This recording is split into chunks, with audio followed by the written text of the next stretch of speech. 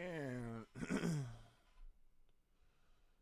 sorry about that. We are back. We had a little computer shut down there really quick. Not sure what happened, but dealing with it and moving on. So we were talking about the Brady Mahomes thing. Um, we have to kind of move forward a little bit because we lost some time there. So we are going to start talking about the NFC North again. My prediction for the NFC North: I think this is clearly one of the most talented divisions in football, which is why you're seeing a lot of hype come from it. You're seeing the talk about the Vikings, potentially J.J. McCarthy, Jefferson, Addison. You've got the Green Bay story continuing what they built on last year, as well as the Lions doing something for hitting this new stage in their franchise's history where they look like a competent team consistently. Like they look like they're going to be one of the, not just competent, but one of the high-end teams in the league.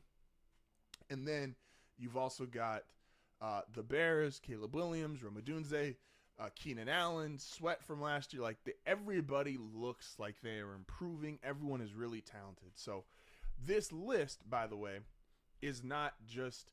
I think this is one of the divisions that potentially could have three teams make the playoffs. That's how good this division could be. Obviously, in the AFC North is that division where it feels like, yeah, three teams could probably make it from here. But the NFC North 1,000% has the talent. It's a very young division. It's going to be very hard. There's going to be mistakes made by each of these teams. So let's get into it. In fourth place, remember, are we ripping from the studs? Are we building? Are we living? Or are we ready to celebrate? Minnesota's in this weird place where I don't think they really ever tore the studs out, but they did remove the permanent ban, and this takes a certain. There's a credit that should be assigned to this. Is they took the we don't want to be 8-8. We don't want to just be good. We want to be great, or we want to have a chance at least to be great. The Vikings could have been good for the next couple of years with Kirk Cousins, because they've been good the last couple of years with Kirk Cousins. But it felt like they kind of plateaued, right? Like Minnesota, when they got Kirk, the whole idea was they had just come off a 13-win season, going to the NFC Championship game, Case Keenum, and it was like, oh my gosh, imagine if you get, no disrespect to Case Keenum, but imagine if you like a really good guy in this position. Like the roster was Harrison Smith, Kyle Rudolph, at the time Stephon Diggs, but I mean Stephon Diggs turned into Justin Jefferson, so you still always had a great receiver. The O-line was good, the defensive line, Danielle Hunter, like Minnesota looked like the team. And then they invested in the quarterback, and unfortunately for them, Kirk Cousins did what Kirk Cousins does, and it just wasn't enough. And so Minnesota felt like they were in this perpetual, yeah, we're good, but we're not great. And with Kirk being our quarterback, it feels like you don't even have that. Some guys just don't feel like they'll ever hit that great level, right? Like we always talk about upside and stuff, and you want to have a guy whose upside is optimistically potentially a great quarterback or a great player. Talk about this all the time. Fans don't care if you're like, fans don't want you, and either franchises don't want to be just average or mediocre. It's almost better to just be horrible, rip the Band-Aid off, boom, keep it going, or to clearly be on the other side of it, which is to be a great franchise. Being in the middle doesn't do a whole lot of good. Even if it's technically, it's the one thing that's different about a sports business versus a regular business. A regular business wants to be consistent day in, day out. An NFL franchise only wants to be consistent if it's consistent on the great side of things. They'd rather totally tank a quarter or a year just to swing back up the following year. So, and Minnesota's biggest problem is I think there is currently a less talented version of what Chicago is right now across the board. And these are two teams that are going to be reliant on their rookie quarterback. And I know there's a bunch of J.J. McCarthy hype, and I know there's all this talk prior to the draft, which kind of fell flat on its face because it didn't, even though there was all this conversation about, oh my gosh, who's going to trade up for J.J.? Oh, could he be the second quarterback off the table? Ooh, the Patriots really like him. Could he go, the Commanders really like him. Could he go at 2? Could he go at 3?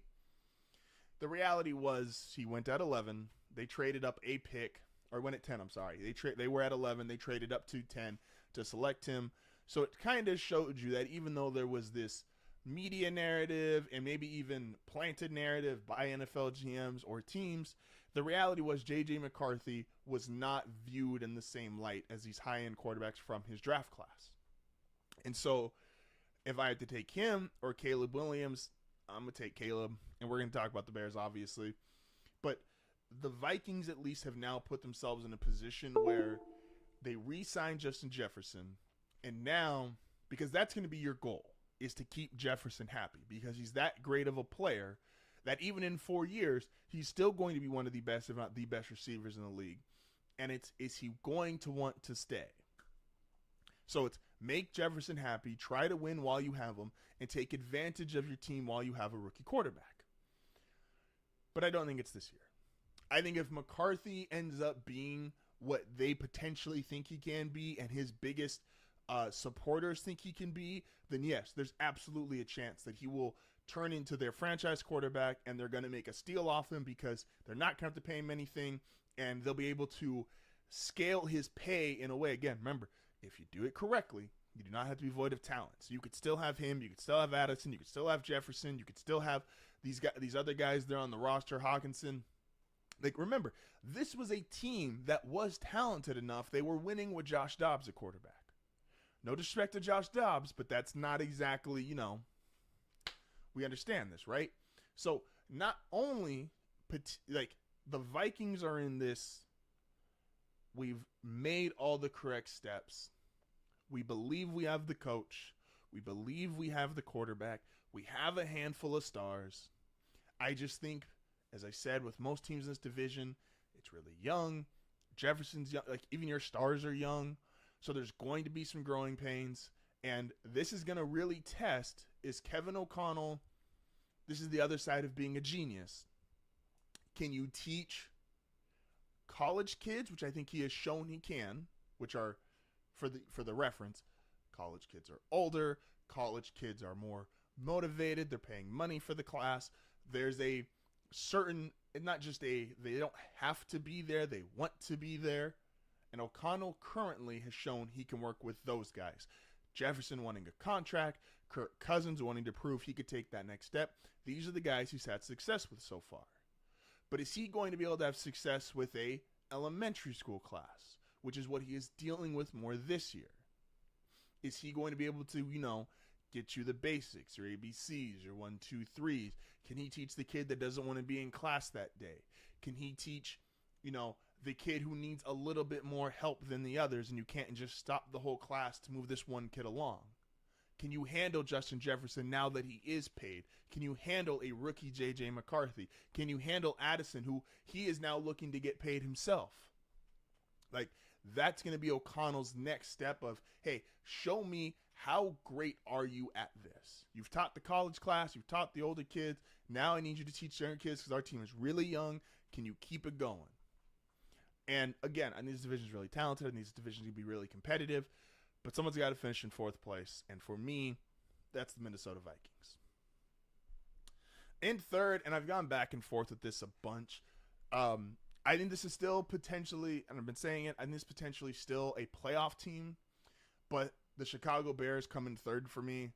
The biggest difference here is I don't think they're that far off from the Packers. I think the difference in them and the Packers is about 9-10 games, which is what Jordan Love started last year. Excuse me. Which is when not when Jordan Love started, but when Jordan Love really took off last year. And that is the biggest difference between them and Chicago. Caleb Williams is coming here, totally blank slate, no games played, brand new rookie quarterback. So Love is going to be able to start his season off, and there's already a little bit of continuity there. Still a young roster, but they've been in a playoff game. They've been in this system. So now he's been there for multiple off seasons, even if he hasn't been starting. And all this stuff for Caleb right now, who I think most of us would agree, Caleb is a naturally better talent than Jordan Love. But Caleb's coming in brand new system, and Chicago is doing one of the, I know there's a lot of excitement because you're seeing a lot of talent on the team, but one of the harder things to get to mesh well is this huge influx of talent, and it's mixed, meaning You have an influx of drafted talent, and you have an influx of free agent talent. Both have to learn the system, but both are on totally different timelines for their own careers. These rookies are coming in, and it feels like they have all the time in the world. Most people don't take their rookie training camp as seriously as the, fourth-year guy, fifth-year guy trying to get paid. And Chicago has a mix of free agents. They got a mix of rookies.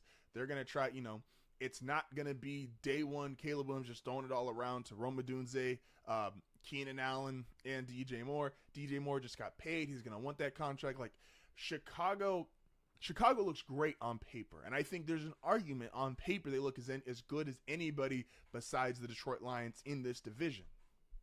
But even with that being said, and I said Caleb is in my top 10 quarterback spots, which is a evaluation of not just him, but also an evaluation of the team, his offense. But this coach is on a different timeline, which is, I got to win this year or I'm fired. Caleb's on a different timeline, which is, I just got here, but I have a lot of expectations because I was the generational number one pick. And then you got guys coming from free agency. You got other rookies. Like, this is going to be a huge mesh of players. And maybe it works. I've given Ryan Pace a lot of credit. I think he's done a fantastic job as a general manager for this team. But do I believe in Matt Eberflus the way I believe about the really, really concrete top offensive head coaches in the league? No, I don't. He's a defensive head coach, which the way the game has been going, who's the great defensive head coach that makes us go, oh yeah, Eberflus is going to work? Because Mike Tomlin is already solidified. He's struggling in Pittsburgh. Sean McDermott, who's solidified in Buffalo, but Buffalo hasn't had exactly the seasons they've won into the past couple years. So I got a defensive head coach who's going to get fired if the season doesn't go well. Again, I've got rookies, I've got free agents, I've got all these guys on all these different timelines. The Bears would win if this was Madden, 1,000%. Them and the Lions they would be the top two teams if this was Madden. But I'm not as sold on their head coach as I am with Green Bay. Their quarterback has less starts.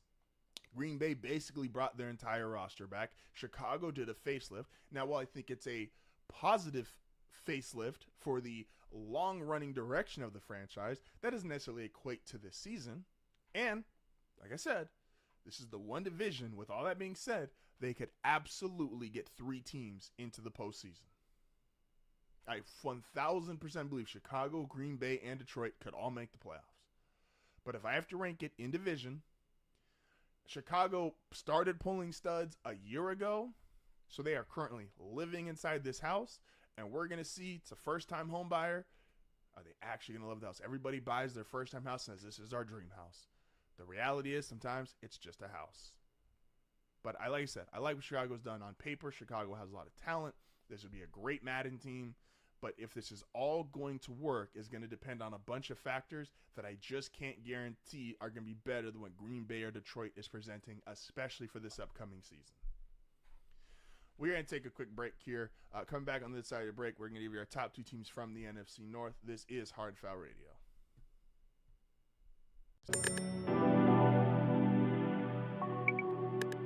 Yeah.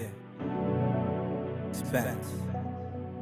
Nigga, where am I going? Drop the 4 in my cup, now I'm floating. I can't feel a thing, to be real, I just go through the motions. Where am I going? Nigga, I'm in deep like the ocean.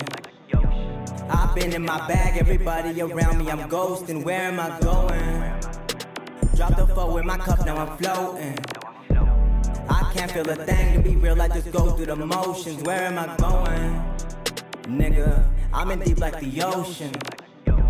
I've been in my bag, everybody around me, I'm ghosting. Where am I going? I don't know. At number 9, Caleb Williams. Funny enough, he has one of Justin Herbert's old weapons in Keenan Allen.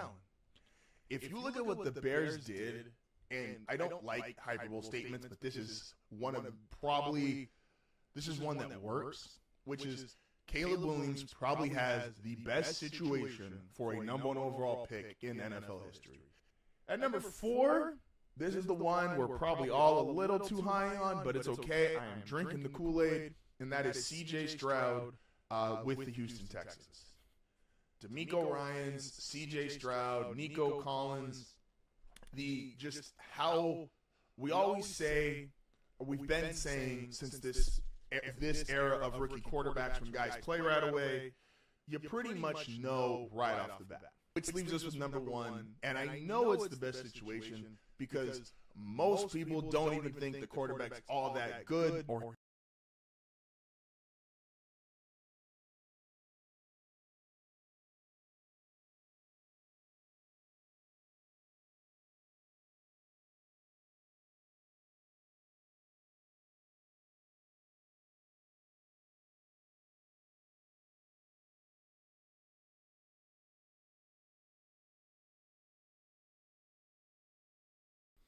And we are back. This is HardFoul Radio. So we still have two more teams to rank in the NFC North. And now I think if you've been paying attention, not a lot I've been saying today, but what I've been saying throughout the week, the last couple of weeks, it's probably pretty obvious to see who I have winning this division. I think there's a team in here that is roster comparable to the San Francisco 49ers. And then I think there's two really good young teams and a team that is making the right steps, going in the right direction.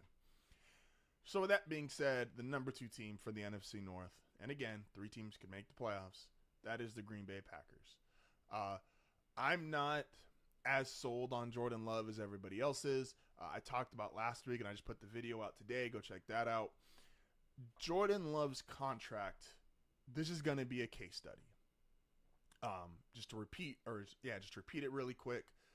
Jordan Love, you got none of the normal benefit of a rookie quarterback because he didn't play while he was cheap, and he arguably pissed off your incumbent quarterback, who then had an MVP year, but then wanted to be paid $50 million, which means you lost Devontae Adams, and you had to pay this guy.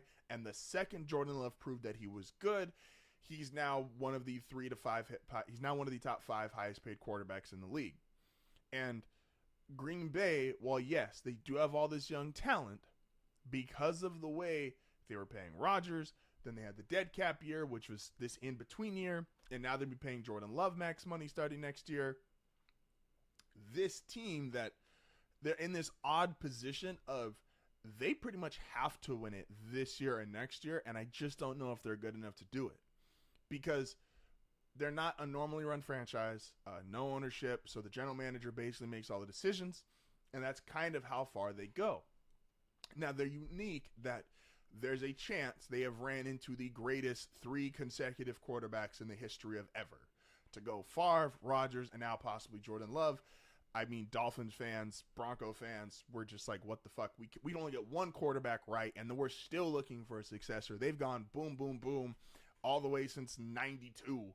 And it's like unfair. But because of their current roster setup, which I know it sounds great, all these young players, they were, again, we've all read the stats. We've all seen it.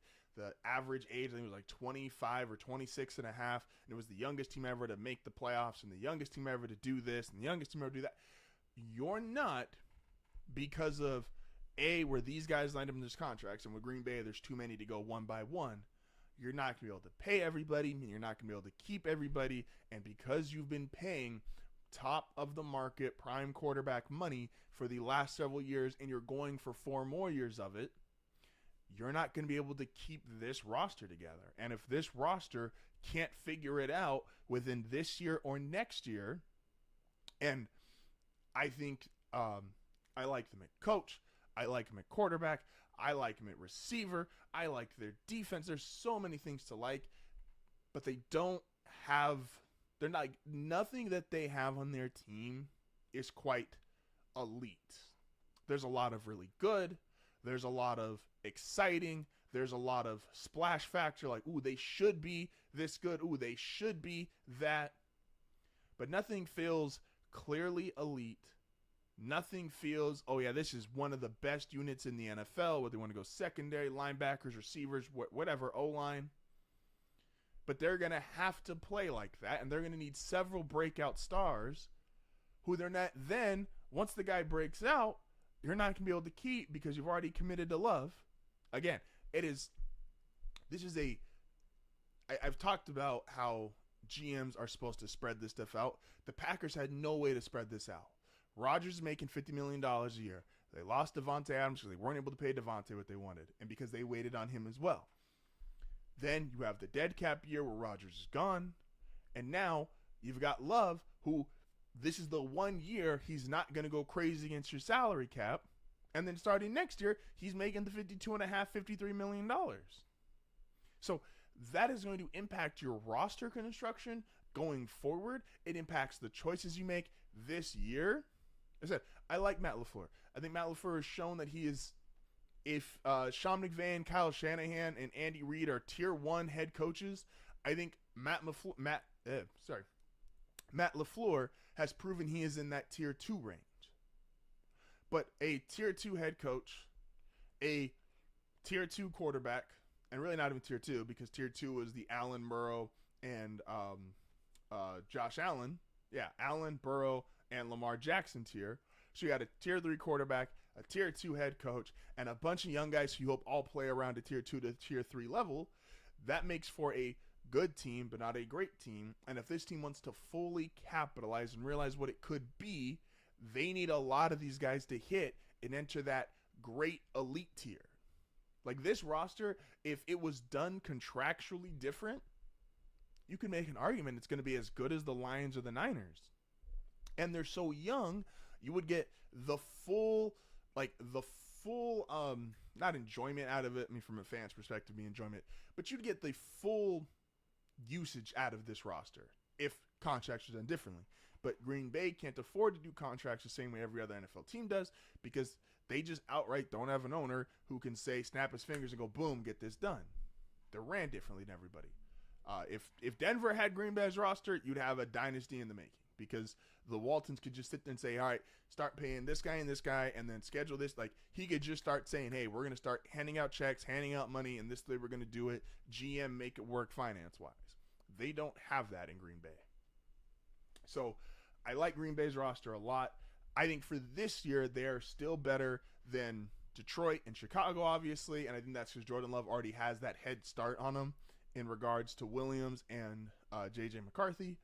But I think this is it's going to be a really interesting, like the Green Bay is one of my, if you were ranking your top 5 interesting teams, and if you're in this sports nerdy world where you'd like to think about this shit, Green Bay would be one of your top 5 storylines because of Jordan's Love contract. Getting that contract, this is not hyperbolic to say, but Jordan Love got paid faster and with less than any other player in NFL history. We just don't have context for a guy who's played a year, 8 really good games, and got $250 million. It just doesn't exist. And so I like a lot about Green Bay. I think they will put it together this year. Again, I like their coach. I like Jordan Love. I don't love Jordan Love yet. And part of that is a time thing. I just would like to see more. But they would be my number 2 pick in the division. And that's because number 1,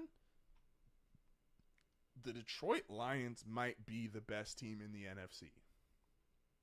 I understand this went to the NFC Championship game, so this shouldn't be like a huge shocking statement. But if you've been alive as long as I have, again, almost 30, the Lions have been the poster child for horrible NFL franchises. And it's always been weird because the Lions have never been a talentless franchise, right? Like, we know the high-end Lions players. They are all-timers. Barry Sanders, Calvin Johnson. Hell, their greatest quarterback ever is still great and just won a Super Bowl 2 years ago in Matt Stafford. So it's like they've had players, they've had success, but they've never just broken through what made, like, Detroit was just genuinely dysfunctional forever. And so props to Dan Campbell, props to their general manager, all the players currently on the roster. They did it. They figured it out. They figured out how to make Detroit went from dysfunctional to a well-run franchise to a team that can compete and a team that's coming off an NFC Championship game. And you start going down the list. Hutchinson, Amon-Ra St. Brown, Jared Goff, who's better than any of us really ever want to give credit to. They are assembling a team similar to the Niners where you're starting to realize when you go down the list of who are their best players, you get down 6 or 7 guys and you're like, wait, are the Lions that good? Like, it's been easy with the Niners, right? McCaffrey, Warner, Debo, Ayuk. Then the Lions have Brown, Decker, Goff, sorry about his name, Aiden Hutchinson. Like, they have guys. They have players. I know they're the Lions, and it just kind of fundamentally goes against what we've seen our entire lives. But the same way when I talked about the AFC North and I talked about the Browns, this Lions roster, they're one of 2 teams that have a universally accepted great offensive line. Them in Philadelphia. Everybody else in the NFL has there's like, oh, maybe you have a great left tackle or you got a great interior guard, but everybody's got holes. The Lions and Eagles don't have holes. Their O-line is great. They've got receivers, they've got backs, they've got pass rushers, they got corners. Like, this is potentially, and again, this is the youngest division and the youngest, most relevant division in the NFL by a mile. But they've already got some playoff experience. Goff is a little bit older than everybody else, so he's also bringing experience. Dan Campbell's been around the league as both a player, as an assistant coach, a head coach, longer than anybody else in the NFC North. So when everybody else is getting off to these slow starts, which is typical for young people when they're making those mistakes, when they're tripping over themselves, the Lions are the one team that's not going to do that. The Lions can get off to a quick start. The Lions can reel off 3 or 4 or 5, 6 wins in a row early in the season. The Lions aren't going to come out the same way everybody else is. In the other teams that are going to compete with the Lions for as far as the 1 seed and the best team in the NFC, the Niners have to fight the Rams, who are expected to be good, the Cardinals probably going to be great, but Kyler Murray, Marvin Harrison Jr., if you go to the Eagles, the Cowboys are right there with them. If I go to the NFC South, no one in the NFC South is messing with them. So the Lions are going to have not only the other teams that are like Philadelphia, if you want to say Dallas for 1 more year, fine, and the Niners, who are expected to be the best teams, they have tougher in-division matchups. I mean, they have tougher schedules. The Lions, now this will be their first time playing a first-place schedule in forever, but this team is ready for it. From a coaching perspective, Ben Johnson, who you have to just appreciate the ability for a guy to recognize when's a good time to leave and when's not. Ben Johnson realizing, hey, there's not a coaching job that I want. This is a talented team. I can do a lot here. I can continue to bolster my reputation. Dan Campbell, his influence, his style, his impact he's put on this franchise. This is the best team in the NFC North. This is potentially the best team in the NFC. And this is easily, I'm going 12, 13, potentially 14 wins. Again, it's a first place schedule, but they got a bunch of young teams in their division who are going to be tripping over themselves. They're not going to know what they're doing the first half of the season. And they, while not otherworldly amount of experience, have the most experience in division by a mile. So, Lions first place, Packers second, the Bears third, and the Vikings fourth. And again, there could be 3 teams that make the playoffs out of this division. That is entirely possible. This division is extremely talented. It's just really, really young. We're going to take one last break here. When we come back, we're going to talk about the saddest story in sports that no one's talking about. This is HardFoul Radio. Yeah. Spence. Nigga, where am I going? Drop the phone with my cup, now I'm floating.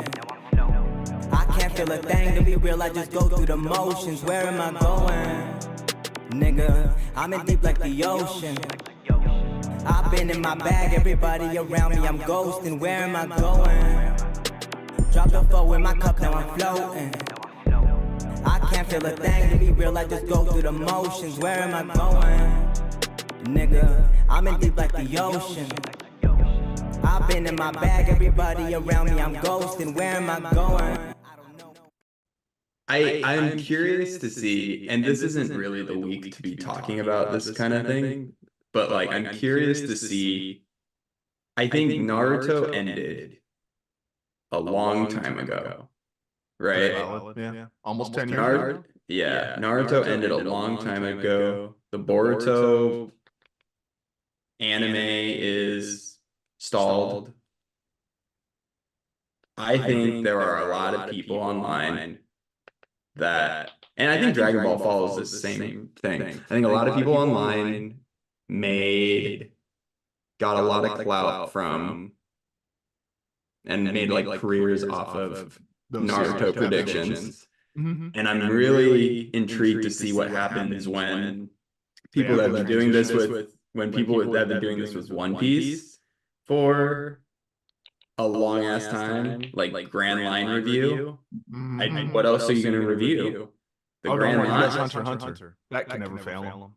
Yeah, I mean, he'll get a chapter every year then.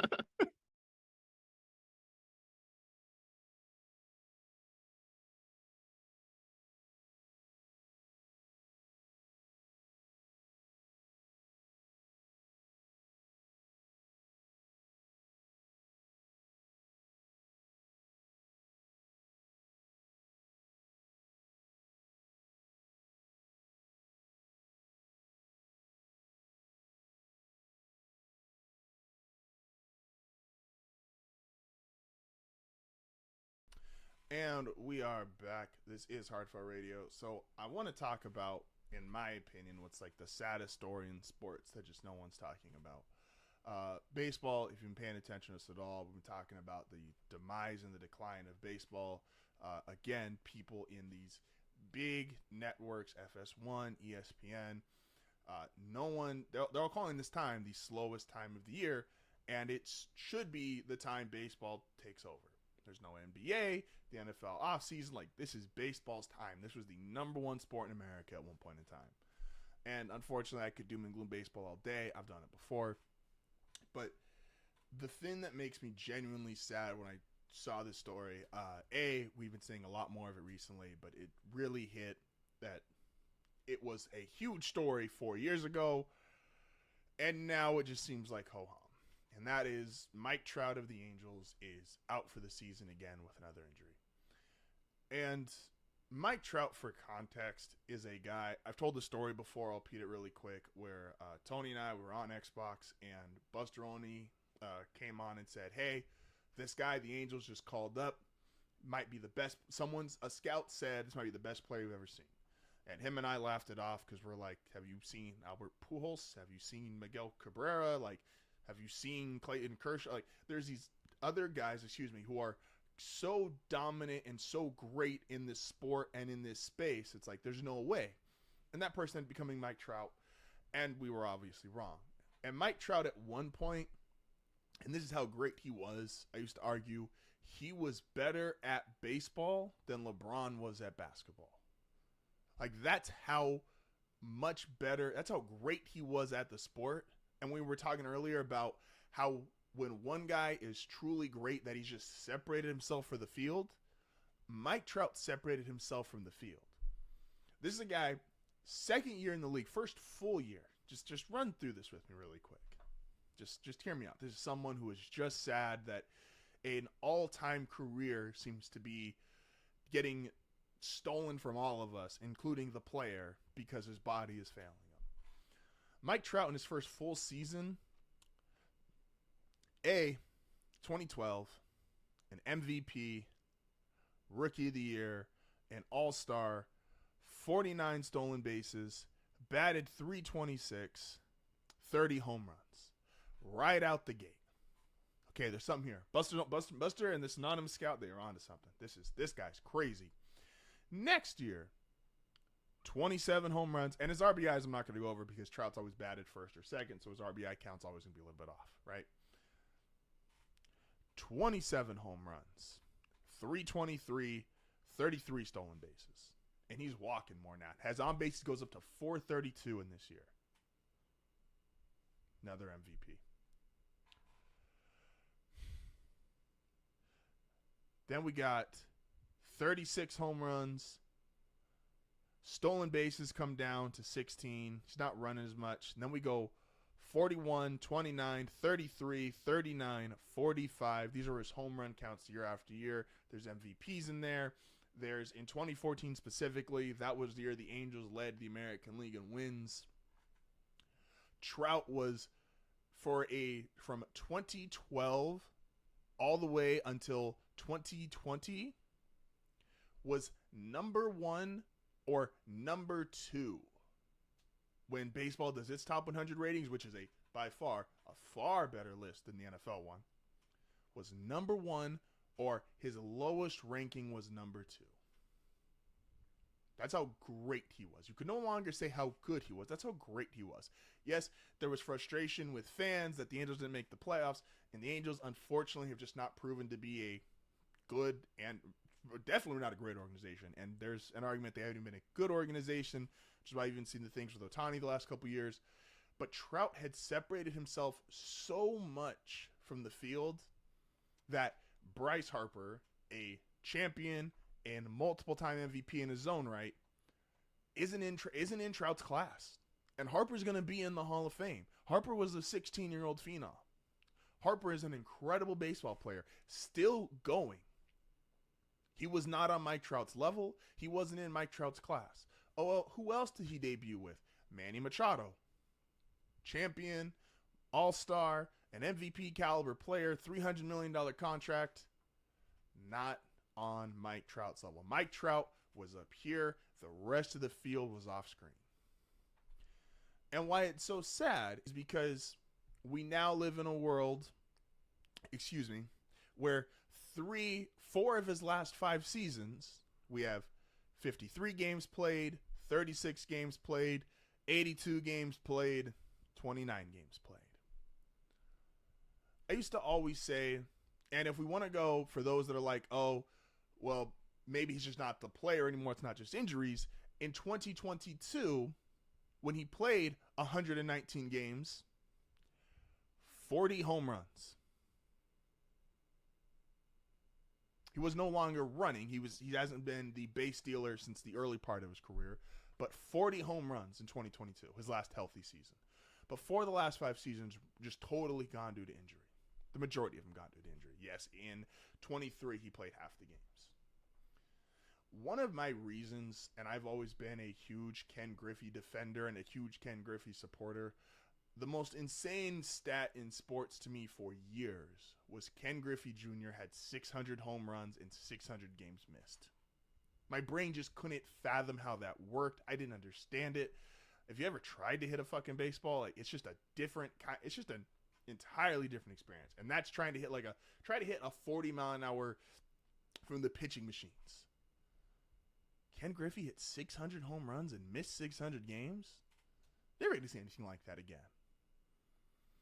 And the sad reality is we might, if Trout continues to play. Now, no one knows if he's going to want to put himself through this, being on the other side of 30 and constantly injured like this. He might call it a career much earlier than it should have been, which is also a shame. Because Trout was 1,000%. Well, he didn't have the team success that those old Yankee teams with DiMaggio and Gehrig had. Well, he doesn't have as many MVPs as Bonds, however you want to feel about him with steroids. Like, he was on par and on pace to being the greatest baseball player ever. And that's almost been now just robbed from not just him, but from us, from a viewing experience because of injuries. Now, hopefully he comes back, but his reality right now, he's sitting at 378 home runs. He's now missed over 300 games of baseball. So if he wants to keep going through this and he finds a way to play up until he's about 40 and he starts still, putting in 35, 40 home runs in a healthy season, we will see the new age Ken Griffey. And Ken Griffey played a long, long time. I'm not saying the player that he was at the end of his career was the same guy we saw in Seattle. That guy in Seattle, pre-injuries at his peak, was maybe the greatest player of all time. And Trout, pre-injuries at his peak, was just as good as anyone who's ever stepped on a diamond. And when I'm saying just as good or best ever, your accolades don't have to match. But the people that saw you, the the people that saw Willie Mays, the people that saw Bonds, the people that saw Griffey, the people that saw Trout, you know what you're looking at. And it's just sad because, like I said, baseball has taken such a huge decline in popularity. Imagine if LeBron, coming off a 45 home run season where he wins MVP, or for not 45 home runs, but LeBron's coming off an MVP season, and 4 of his 5 next years are just gone due to injury. It changes the legacy. It changes our viewing experience. It changes the history of the sport. It's the saddest story in baseball. Partially because we're losing out on what was potentially the greatest career ever. And it's just sad to see how baseball has fallen. I just saw this. In 2012, Mike Trout posted the greatest WAR in baseball history. In 2012, he was a rookie. Hopefully he comes back. I'd love to see it. Trout is great. It's kind of interesting, the timeline of best player. We're about to head out, but the timeline of best player in baseball is really funny because Pujols had it for well over a decade. Shout out to the guy that put up the Albert Pujols versus Aaron Judge hitting stats when people have been trying to put Judge in this new rarefied air class, and Judge is great. I'm not trying to demean him, but Aaron Judge was not Albert Pujols, and the stats just show that in just an overwhelming kind of way. But then Pujols, who became teammates with Trout then took that best player mantle, and then Trout, as he started to fall off, he became teammates with who? Shohei Ohtani, who is now currently the mantle as the best player in the game, who is now going to be the first DH, already the first DH ever with a 30-30 season. By the way, he still has 50 games left to play. By the way, next year he's going to pitch too. So it's Ohtani's time, but it does not mean the greatness that was Albert Pujols, the greatness that was Mike Trout. You know, Ohtani maybe did the correct thing, which is not the hell out of LA. He just went from the Angels to the Dodgers, so he will get more accolades than Trout, so he'll be recognized in a different way. But Mike Trout, one of the greatest we've ever seen, and it's just a shame the way that his career seems to be coming to an end. With that being said, appreciate everybody for listening as always. Tomorrow we're going to be breaking down the NFC East. So yes, Cowboy fans, get ready. I am going to mock your team. I'll be honest with you. With that being said, don't forget to check out the other shows here on